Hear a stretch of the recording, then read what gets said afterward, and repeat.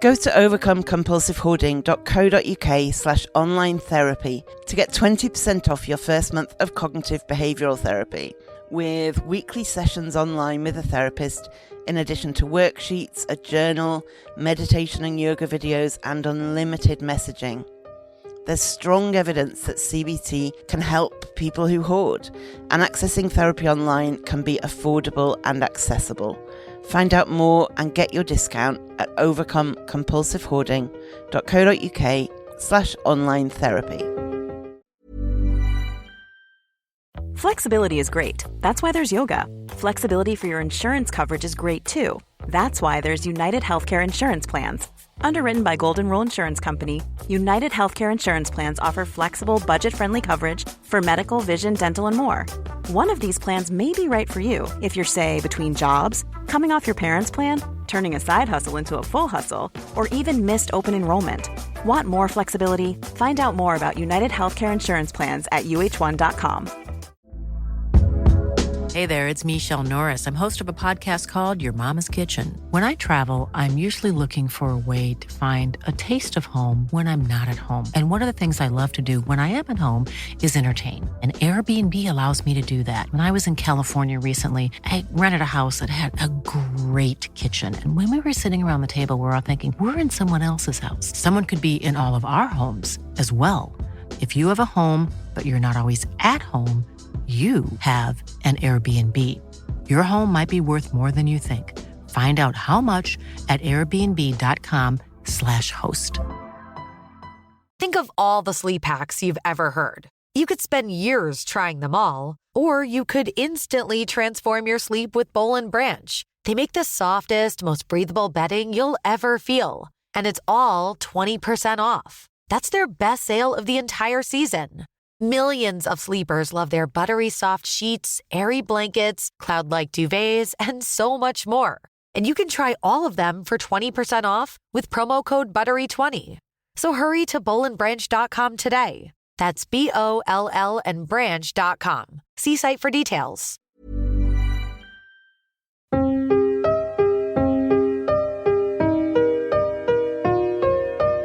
Welcome to the Overcome Compulsive Hoarding with That Hoarder podcast. I am drowning in stuff and trying to find a way out. Listen as I explore the issues and delve deep as somebody profoundly affected by hoarding disorder. Find out more, including links to subscribe to the podcast and all of my social media at overcomecompulsivehoarding.co.uk. Finally, I am not a doctor. I am just a hoarder doing her best. So do seek professional support if and when you need it. Hey, how are you? I am warm. It is boiling in the UK, although I'm not complaining. It's much better than it being freezing. I have a whole lot of things for you today. I have a success and a weird dilemma to start with. Then I have 15 myths and misconceptions about hoarding, some of which came from you, which is amazing. I have a listener voicemail. Somebody left me a listener voicemail. And then I have a top tip for you. So I'm going to start with my success of the week and my weird dilemma of the week. So my success of the week serves to help me see that I'm making progress. I several times a week think I should have a failure of the week segment because I could fill that up daily.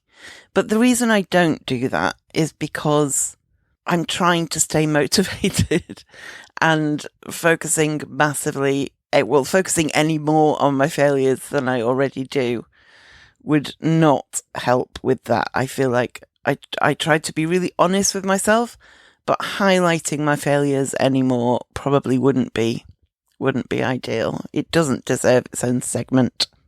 And so the success of the week is partly, to keep me motivated because I can remind myself that I'm doing okay, I'm making progress.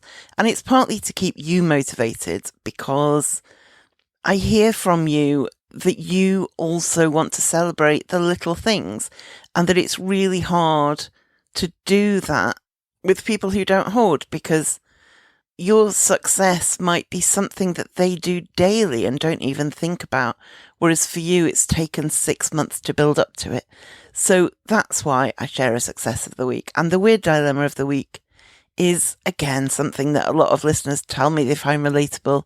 It's just something odd I find myself wondering about because hoarding does weird things to your brain.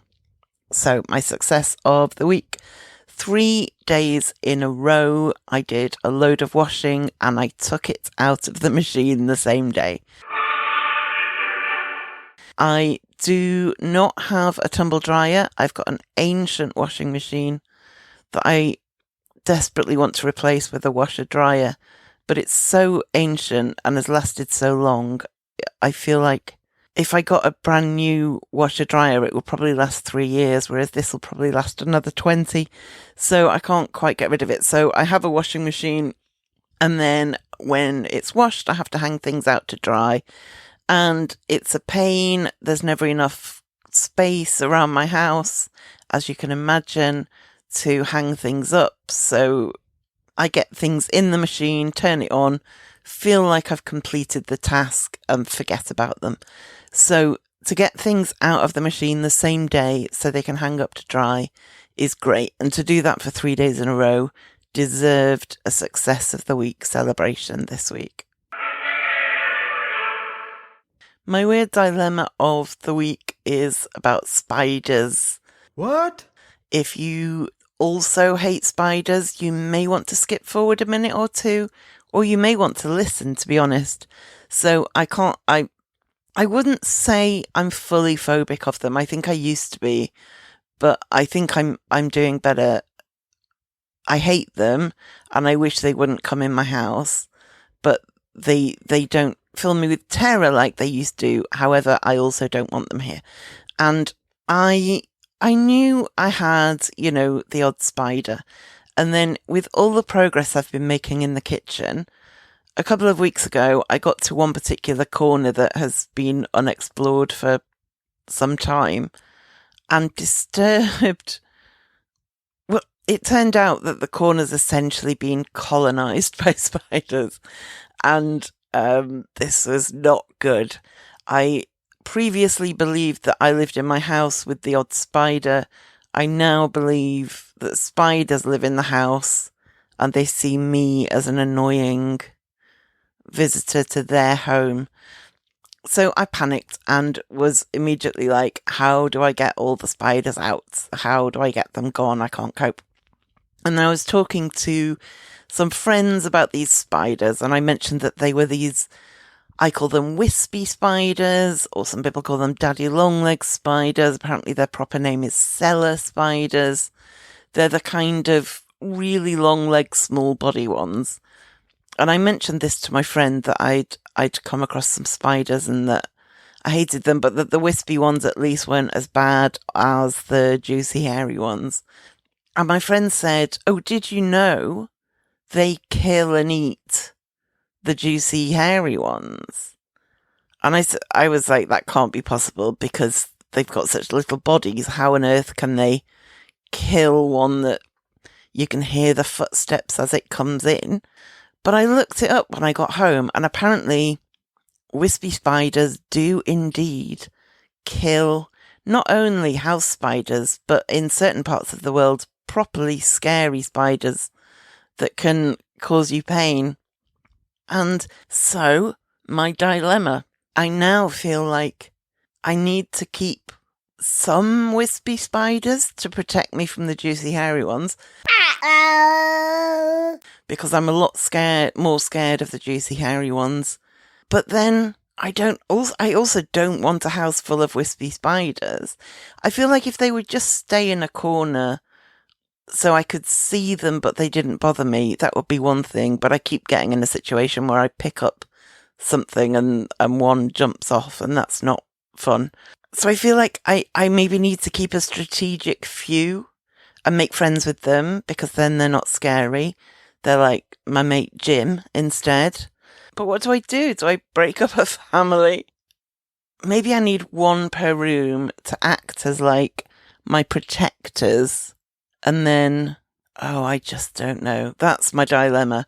I quite often come into this segment with a solved dilemma. So I say, this was my dilemma and this is what I did about it. This one, I don't know how to handle it.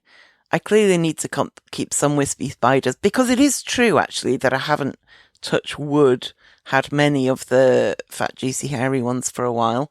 So it looks like they are keeping those in their stomachs. But how do you get a balance of one wispy spider per room? How do I get them to cooperate with that? We will see. So I was thinking about how there are a lot of myths and misconceptions about hoarding and hoarding disorder and hoarders, and how much people misunderstand this weird condition. And so I started jotting down some of them as I thought of them. And I also asked on various different social channels what myths and misconceptions you heard a lot and which ones annoyed you the most. And wow, you feel as strongly as I do about there being a lot of them around. So I have narrowed it down to 15, and I'm going to talk you through them and how they manifest and why they are wrong. And a lot of them are things that apply to a certain degree, but people assume it's across the board. And so some of them are partly true, some of them are true for some people, but people assume that all hoarders ... And so I'm going to talk you through 15 myths and misconceptions about hoarding disorder. So number 1 could be summed up by any sentence that begins, you just need to ... You just need to be more organized. You just need to get a routine. You just need to... We've all heard it. You just need to make an effort. You just need to get up half an hour earlier and tidy around the house. It really minimizes the fact that this is a complex, confusing, and messy, no pun intended, mental illness that sadly is not solved by getting up half an hour earlier and tidying around. I think when people say you just need to tidy up a bit, they have, well, one person who replied to my question said they've totally missed the point. You know, why don't you just put it all in a pile or put it all in boxes and sort through them one by one? Why don't you just sell the stuff you don't need? Why don't you give things to a charity shop? You just need to. And I get that if somebody doesn't have lived experience of hoarding disorder, they probably look in and think, yeah, that's a mess. Now, what I would do is give all of that to a charity shop. What I would do is have a car boot sale and sell everything. And that's all very well, but it's sadly usually not enough for people with full-on hoarding disorder, or for people who are so depressed that they can't sort out their surroundings. It minimizes the problem, and it just makes it seem so much simpler than it actually is. Number 2 common misconception about hoarding is that we are all in the same demographic. All hoarders are old. All hoarders are dirty. All hoarders are unemployed or loners or overweight, lazy, single. And sure, some hoarders are overweight, some are older, some are unemployed. If you are listening and you are one of those things, you know, I'm single, I'm overweight, and I'm not, am I old? Is 46 old? I'm not sure.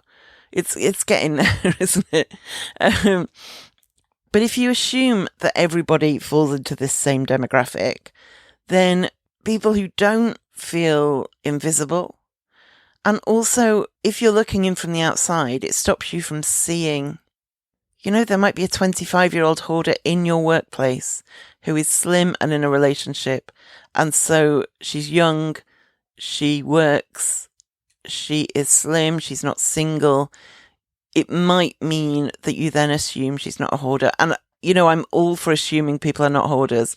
But equally, if people feel erased by the assumptions that other people are making, that's really invalidating. The fact is that a lot of the research into hoarding is done, it has to be done by people who come forward. And so a lot of the demographics represented in research studies are more about the demographics of people who come forward rather than the demographics of people with the condition. We all know this is a condition that people try to hide as much as they can, that we feel a lot of shame about. And so it's always worth thinking, this study says that everybody was aged between 40 and 70. Is that because everybody with the condition is that age? Or is it because there's something about that demographic that makes them more able to admit it or more able to seek help? It may be that older people have a worse living situation just because they've had longer to build up a hoard. But that's not to say that young people cannot be hoarders as well. Misconception number 3, and this came from a lot of different people, is that we all live a certain way. Every person who hoards lives in squalor. Everybody lives in filth. Everything within a home is unsalvageable because it's contaminated. Everybody who hoards can't cook because they can't get to the oven, all of these things. And those factors do apply to some people.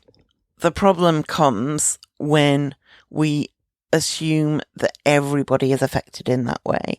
There are people who live in quite neat homes that have all of the thinking, all of the cognitive stuff that people who live in squalor have.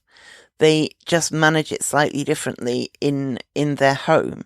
There are people who have every degree of clutter who consider themselves to be hoarders or who could be diagnosed as hoarders, especially given that how we're portrayed on TV.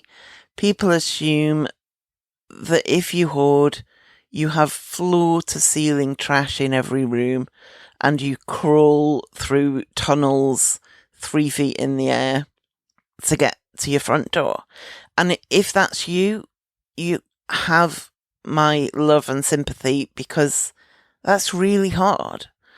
But if that's not you, it doesn't mean you are not sufficiently hoarderish to ask for help or to listen to this podcast or to feel like you've got a problem. If people make assumptions about how we live, that can immediately make us put barriers up and prevent authentic communication. Misconception number 4, we deserve no sympathy and we deserve no respect. We have a mental health condition that is very stigmatized, and we have a mental health condition that can cause problems for other people. And those two things combine to mean that we can be treated very, very badly. And the way we are portrayed in popular media, the way we might react if somebody threatens to empty our home, can all reinforce that we are antisocial, angry, uncooperative, and that we deserve everything we get, basically. And because we are sometimes treated with no respect, and because sometimes we fear we won't be treated with respect, we then close in on ourselves and shut the psychological door and close everybody off, because we start to believe that we deserve that disrespect. And the fact is, we deserve just as much sympathy and respect as anybody with any kind of illness. And even if it's an illness that can impact other people badly, that's not to say we don't take responsibility for our behaviour and the impact it has, because we have to do that. And it doesn't mean that we are not held accountable or hold ourselves accountable, but equally, we deserve to be treated with respect.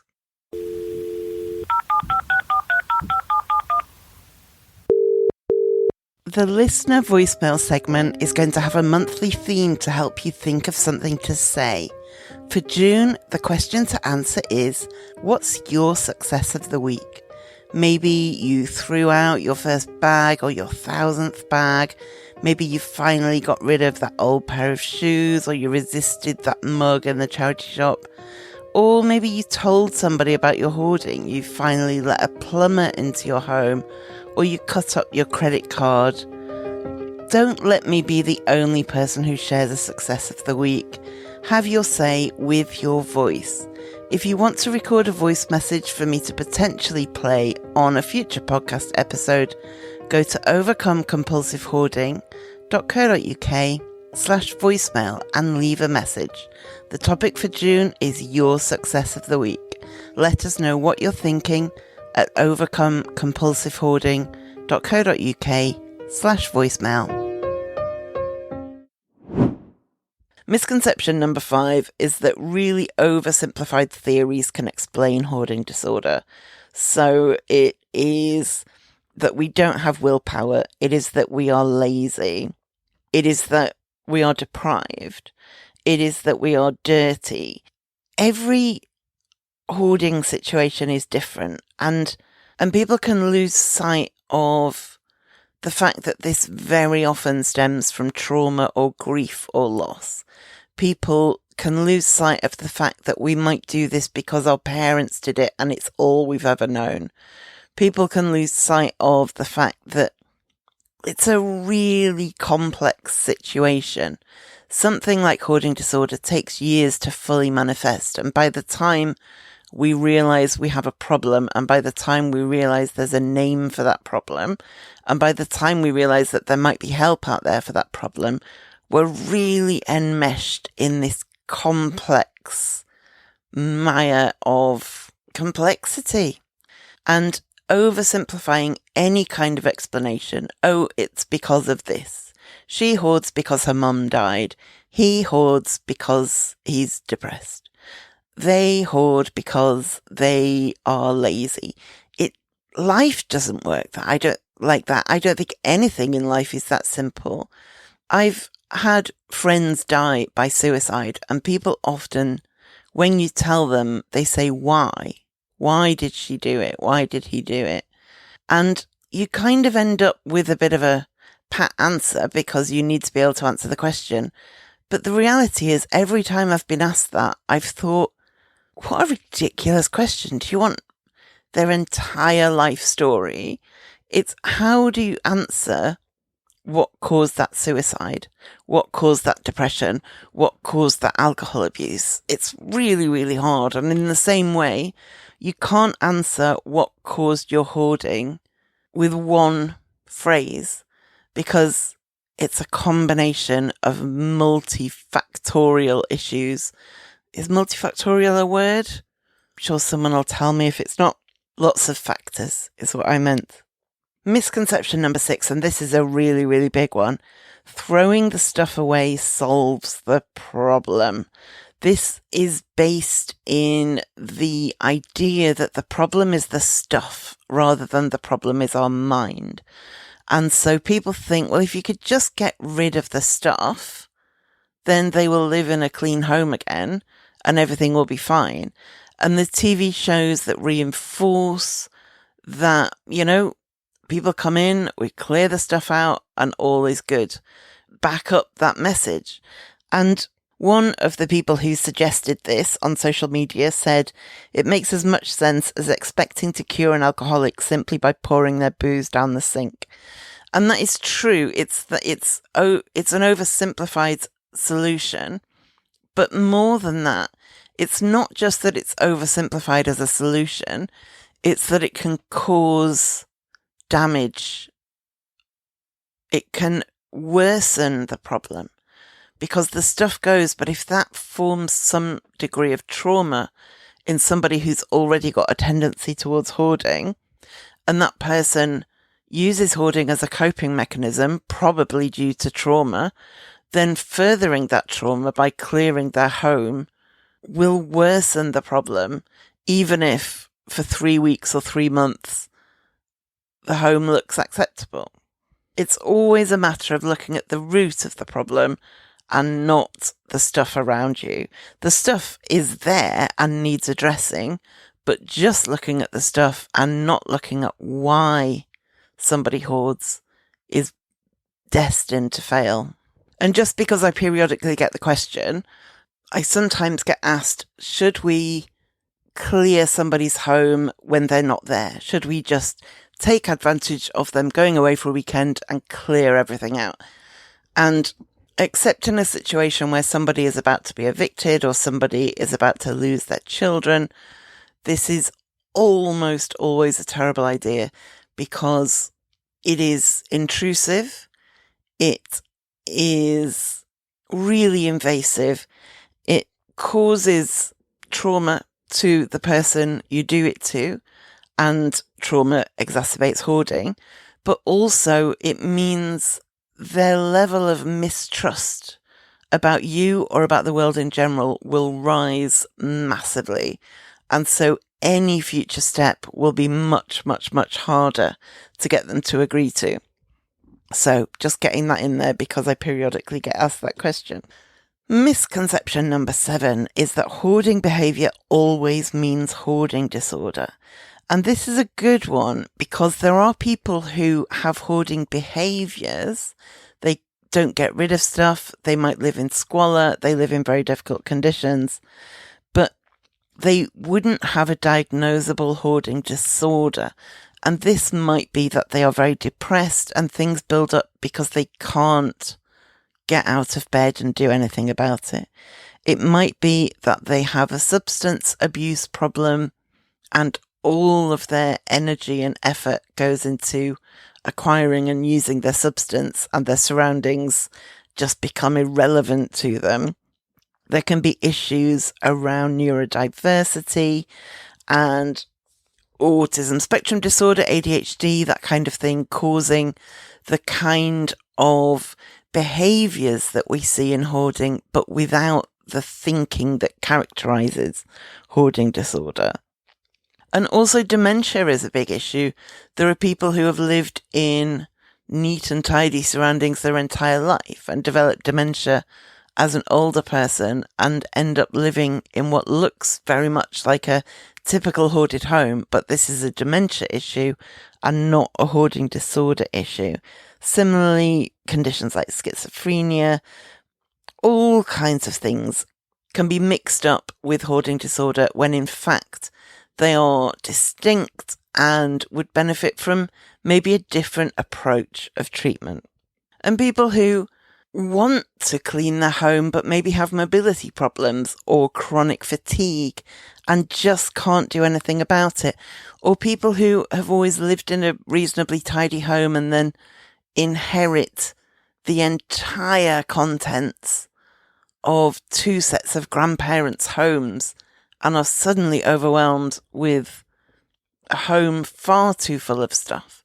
They don't have hoarding disorder, but the way they live can look like hoarding, and the behaviours they engage in as they struggle with whatever they're struggling with can resemble hoarding. And it's important for the person living in those situations that the correct thing is identified so that the help they receive can be appropriate. Hey, I'm Ryan Reynolds. At Mint Mobile, we like to do the opposite of what Big Wireless does. They charge you a lot, we charge you a little. So naturally, when they announced they'd be raising their prices due to inflation, we decided to deflate our prices due to not hating you. That's right. We're cutting the price of Mint Unlimited from $30 a month to just $15 a month. Give it a try at mintmobile.com/switch. $45 up front for 3 months plus taxes and fees. Promo rate for new customers for limited time. Unlimited more than 40 gigabytes per month. Slows full terms at mintmobile.com. A lot can happen in 3 years, like a chatbot may be your new best friend. But what won't change? Needing health insurance. United Healthcare Tri-Term Medical Plans, underwritten by Golden Rule Insurance Company, offer flexible, budget-friendly coverage that lasts nearly 3 years in some states. Learn more at uh1.com. Number 8 is that the problem is the stuff. Now, we've touched on this tangentially in some of the others, but I wanted to look at it on its own because it really deserves its own mention. The problem with hoarding is not a problem of clutter. Clutter becomes the problem in many people's eyes, and clutter is what might get the attention of the authorities or might result in your partner leaving you. But that's not where the problem is. Hoarding is a matter of trauma. Usually it's certainly a matter of mental illness. It's a grief, loss, coping mechanism, and it's a situation that can cause damage to other people. If you hoard and there are children in your home, that is causing them damage. Or if you have a partner, or if you have elderly parents living with you and they are not hoarders, this is a really difficult situation for them. You might be causing problems to your neighbours. You're certainly causing problems for yourself. But the stuff, while looking like it's the problem, is not. The problem is this maladaptive coping mechanism that somewhere along the line our brain decided was the solution to whatever problems we were facing. And we grasped onto it, and like many mental health conditions, if you think of something like anorexia, the weight isn't the inherent problem. The inherent problem is the mental illness, but the weight becomes the problem if somebody becomes dangerously underweight.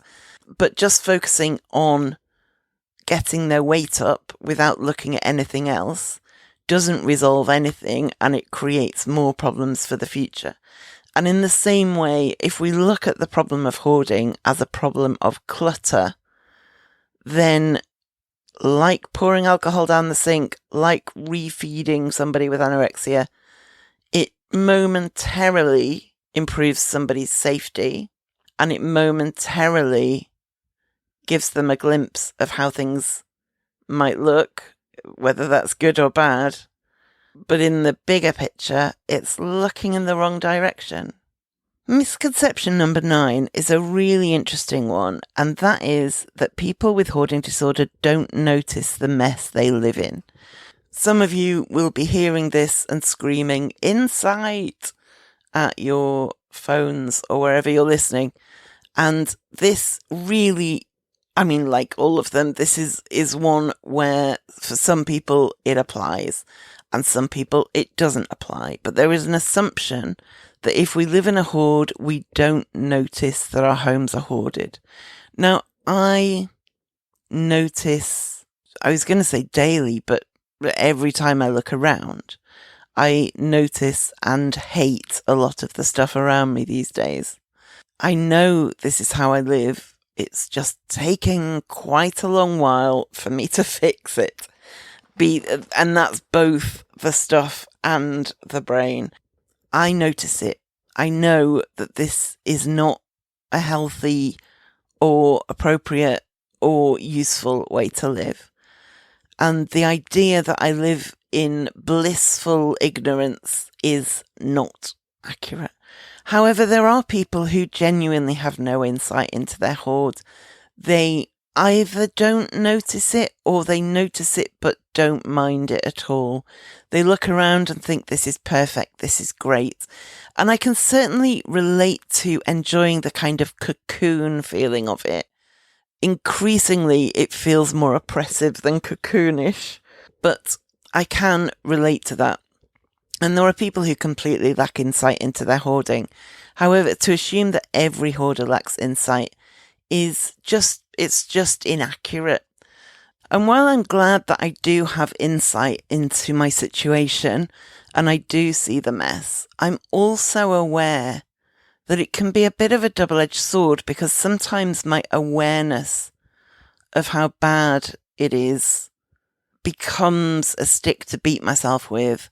And when I'm beating myself with that stick, I lose some degree of self-belief and I lose some degree of self-esteem. And those things then make me less able to address the hoard. It's a real vicious circle that the more I see how bad it is, the more I then think I'm bad. And the less motivation I have to do anything about it, because I'm miserable because I'm so bad, and I'm so bad that I don't deserve a nice home anyway. And so there's a real risk of a vicious cycle for people with insight. And insight can develop as well. Certainly 5 years ago, I've never been ignorant to the fact that other people would have seen my home as unacceptable. But there was a while where I knew that other people would disapprove, but I also was kind of okay with things. And so I guess I still had some insight. I just didn't particularly have motivation. I think what it was that I just didn't have the resources. I had no idea where to start. And so it was easier to go, this is fine, like that meme, than it was to embark on de-hoarding, which I didn't know how to do. I didn't know who was safe to talk to. I had no idea how to address it. So it was easier to be fine about it than it was to fully acknowledge that the way I was living was unacceptable for me and for the world, frankly. So there are levels of insight, there are degrees of insight, and there are also, our brains protect themselves to some degree, and if something is too hard to face, sometimes we just refuse to face it. But to assume that no hoarder has any understanding of the way they live is really a big myth. Myth number 10 of 15, that hoarding TV shows show what hoarding is like. I am not a fan of them. That is abundantly clear.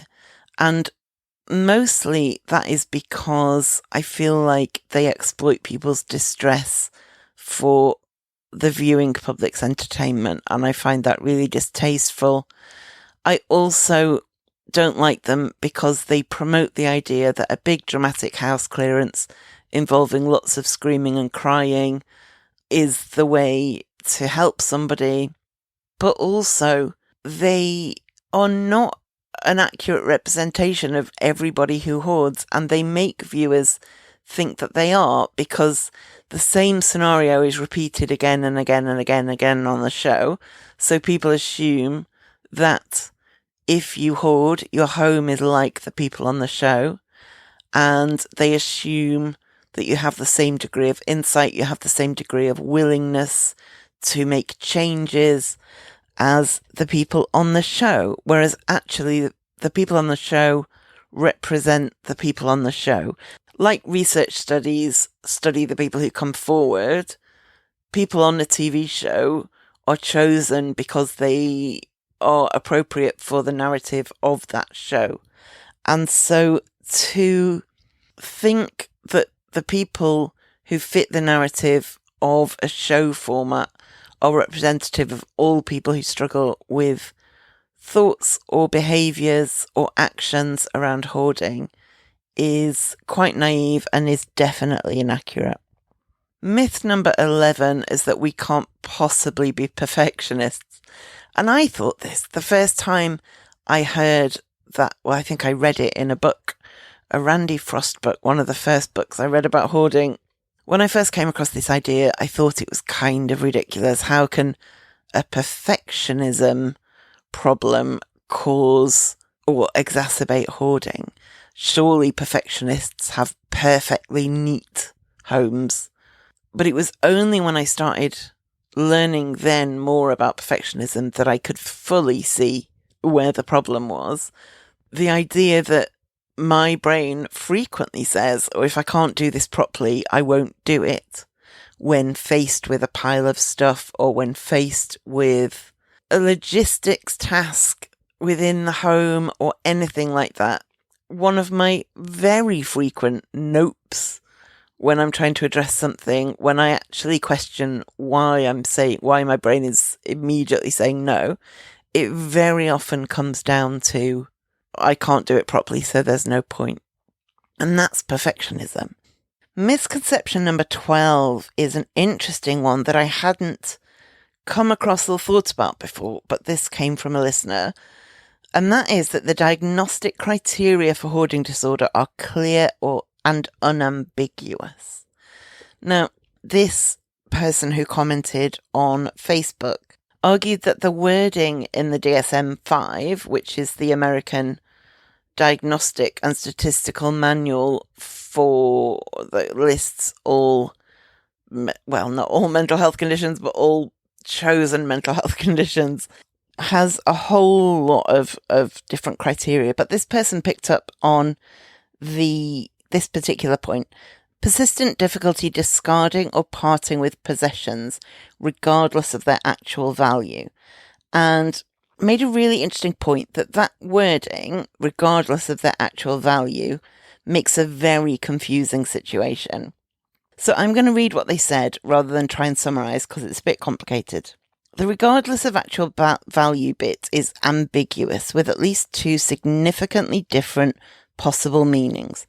It could read as either 1, the actual value or lack thereof of belongings is not in itself a diagnostic criterion, or 2, the actual value or lack thereof is not a criterion used by those with hoarding disorder in deciding which items should remain in their homes, and or does not affect the degree of distress caused by parting with belongings.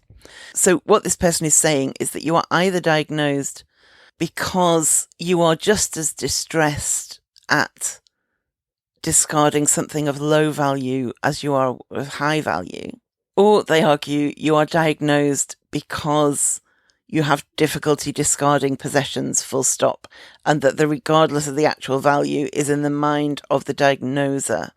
And this person basically culminates this argument with saying that I believe that the pervasiveness of this out of context statement contributes to a lot of the popular fallacy that hoarders have zero ability to discern trash from treasure and therefore cannot be reasoned with. And I think that's a really important conclusion. If it's thought that we have no sense of the actual value of an item, because the thing about actual value is, what does that mean? Does it mean monetary value? Does it mean the value according to somebody else? Something that I value highly might be something else that somebody else values as nothing, but that can be the other way around as well. A friend can have a really old, battered book, and I might think it has no value at all, whereas they adore it more than anything in their home. And who is to say what is the value of that book, first of all? I think to me, it has no value. To them, it has a lot of value. And so actual value, I struggle to know what that means. But whether we are diagnosed because the perception is that we don't know the value of things, or whether we are diagnosed just because of the difficulty discarding and the diagnoser makes some judgment on actual value, is quite an interesting discussion. And yeah, I can see this person's point that it could contribute to the idea that we just have no idea what's valuable and what's not. Misconception number 13, hoarding is a form of obsessive compulsive disorder. Now, this came about because hoarding used to be considered in the OCD and OCPD kind of family of disorders, because there can be compulsivity about it, hence compulsive hoarding. And because we might do a lot of checking, we've got to check all the garbage bags 10 times before they can go out, that kind of thing. But it's now a condition in its own right. And I think that is clearly the right decision, because although there are these factors that could be considered compulsive and obsessive, such as compulsive acquiring and a compulsive need to hold on to things, there are a lot of people who hoard who have no particular OCD symptoms. I happen to have OCD in a form that is, I think, completely unrelated to my hoarding. And so I feel like I have the two, but they are separate things. And the myth that hoarding and OCD are one and the same or always interlinked can mean that people just get the wrong treatment. If you have hoarding disorder and you're funneled into OCD treatment, it might help, but it might be the completely wrong approach, because they're looking that, if all you've got is a hammer, everything looks like a nail. If somebody treats OCD, then they will treat OCD. When I was on the waiting list for CBT, I had to go through these weekly phone calls with this woman, and she clearly had been trained to treat anxiety and depression. And it didn't matter what I tried to talk about hoarding, she would funnel it back to anxiety and depression because that's what she knew how to treat. And as a result, it was kind of useless. The CBT itself was not useless. The CBT itself was honestly surprisingly helpful. Surprising to me, not surprising to a lot of people. There's a lot of evidence for it. But I was surprised by how helpful it was. But that kind of gatekeeping process I had to go through to get to it really highlighted that if you're treating the wrong thing, that nobody gets any better. Number 14 is the myth that our boundaries do not matter. And the fact that we've got too much stuff means we should accept somebody coming in and just clearing that stuff, or clearing some of that stuff, or making us clear some of that stuff. And then hoarders react badly to that and, dig our heels in. And then we're seen as really uncooperative and really unwilling to make the slightest effort. One of the people who talked about this in the social media comments made a really important point, that if somebody we knew and somebody we trusted stole money from our purse, our wallet, we would feel that as really intrusive. And whether they stole £1 or £100, it would still feel horrible that person had stolen from us. And it might feel worse if they stole £100 than if they stole £1. But the fact is, it's the principle of being stolen from. It's the principle of somebody just helping themselves that is why we are disgruntled and why we are upset about that, rather than necessarily the monetary amount. And I thought that was a really good point. And so in the same way, while to somebody who doesn't hoard, it might look like, oh, well, if I just take these empty jars out, she'll never notice. In reality, that is an intrusion, and it screams at us that our boundaries are not important and that we don't need to give consent. And the reality is that we have boundaries. We may have stronger boundaries around our stuff than most, but the way to deal with that is not to trash the boundaries and go ahead anyway. And myth and misconception number 15 is that hoarding has a 97% recidivism rate. Recidivism is a word that's quite fun to say. It normally is used to mean if people commit a crime after being released from prison. That's the recidivism rate. And so immediately people are associating hoarding with criminal activity, which is already puts my hackles up. But I was disheartened for so long because I kept hearing, oh, hoarders always go back to hoarding. Hoarding has a 97% recidivism rate. They always fill the houses back up. And so I used to think there's no point trying to tackle my hoard. There's no point trying to de-hoard because everybody says I am guaranteed to get back to this situation, even if I make a lot of effort. So why make the effort? That was genuinely a reason that delayed me starting to address this. And so I looked into it. I did an episode on this that I will link to in the show notes. But basically, I looked into where this figure came from. And what I could find was nothing. There seems to be no research study, no anything that originally found that 97% of hoarders refill their homes after they've been cleared.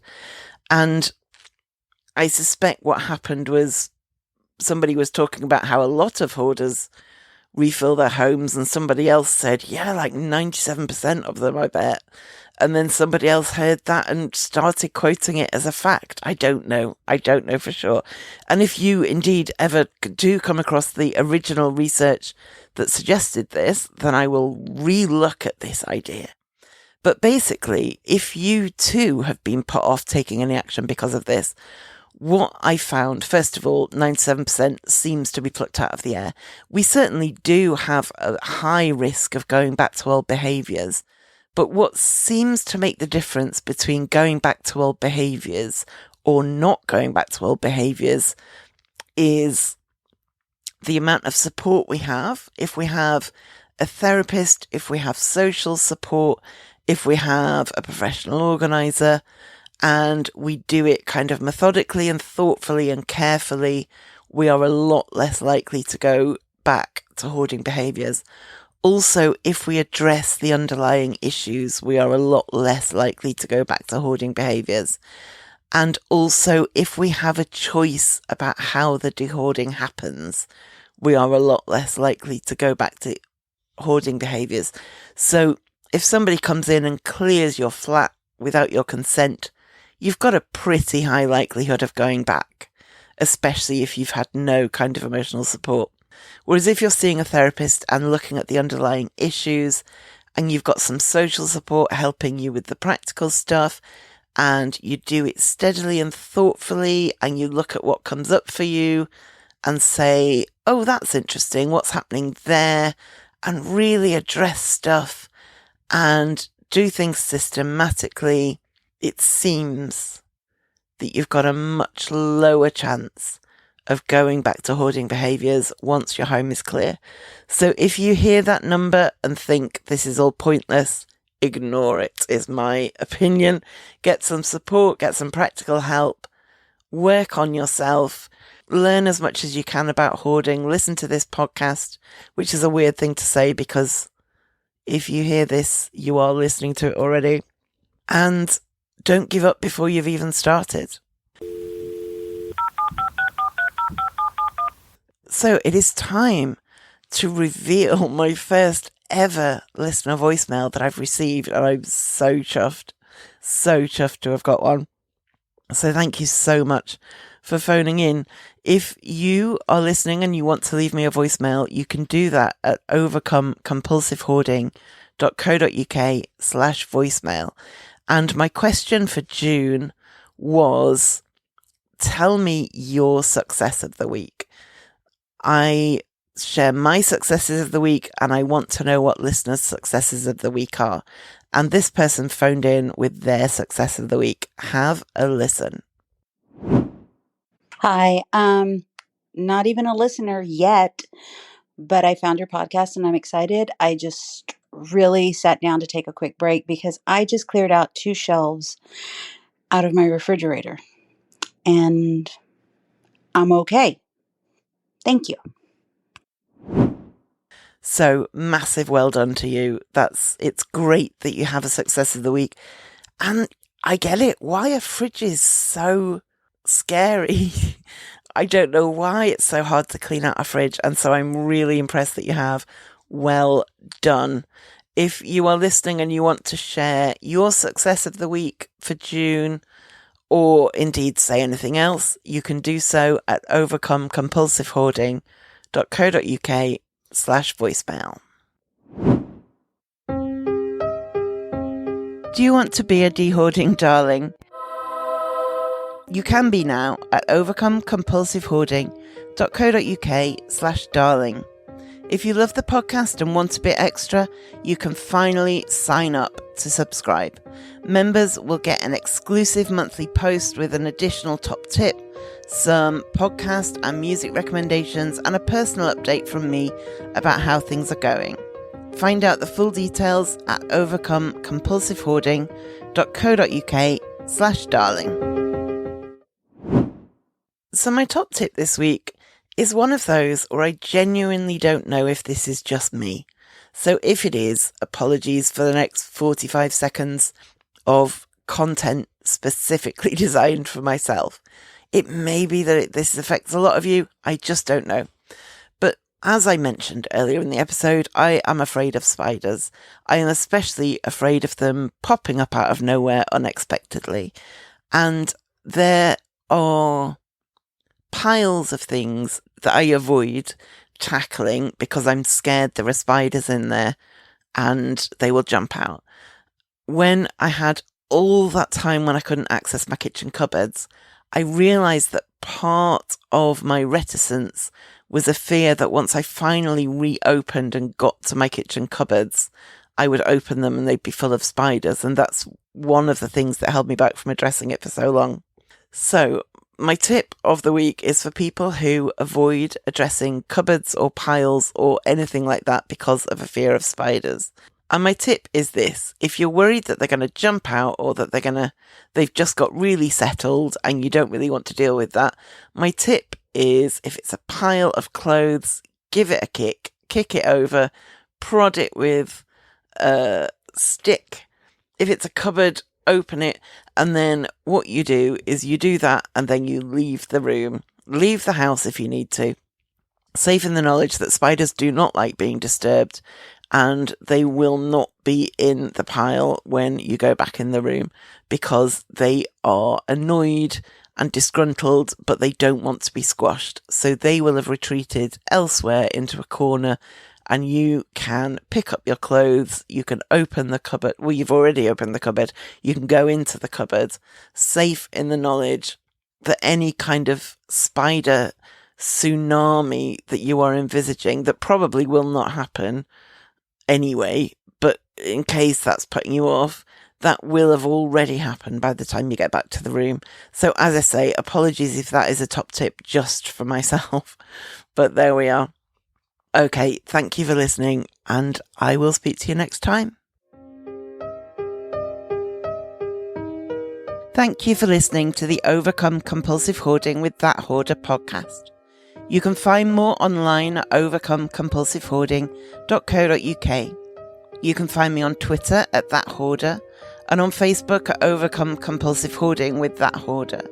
To find out more about how you can support the podcast and the overall project, go to overcomecompulsivehoarding.co.uk/support and do subscribe to the podcast to make sure you don't miss any future episodes.